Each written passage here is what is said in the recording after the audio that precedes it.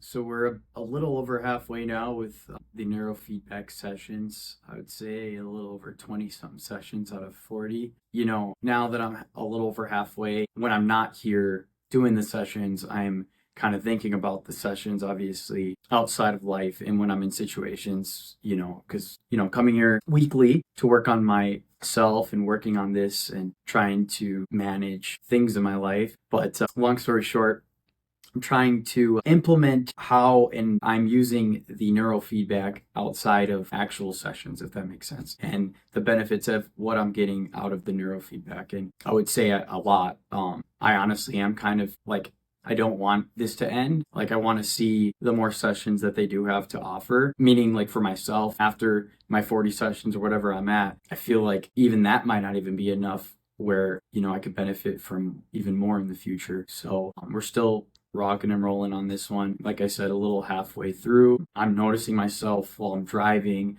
late at night. I might be tired and I just kind of remind myself, or I can catch myself a little bit more focused than I usually would be. Meaning I'm not, usually you're driving, you just doze off, think about life or whatever. Rather than that, I'm used to doing neurofeedback where you're focusing on your plane and you have to focus on it going through your hoops and hitting you with these moments where it's getting off balance and you have to really lock in and focus.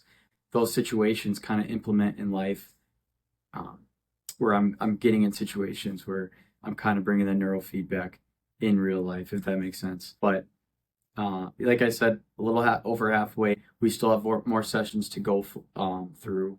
Overall, I'm benefiting. I'm excited to see what more it has to offer and the scenarios and situations I am in where I'm like, whoa, okay, this is actually, benefiting. I'm actually able to kind of do this because of the neurofeedback. I even think right now, as I'm like doing this video, I can kind of think about and open up my brain a little bit more and think about how it is benefiting me, if that makes sense. So, yeah. What about your anxiety? Anxiety, that's the number one, actually. I always forget to leave that out because I feel like during the sessions, it's a big focus thing because you're attached to a lot of devices and you have a plane that's going and, you're breathing and everything, your focus is all in control with keeping it stable. And so that's a lot of mental and thinking, right? But at the same time, that's helping you in situations when you do get anxiety where you can kind of talk yourself out of it. You can talk yourself out of it, not kind of.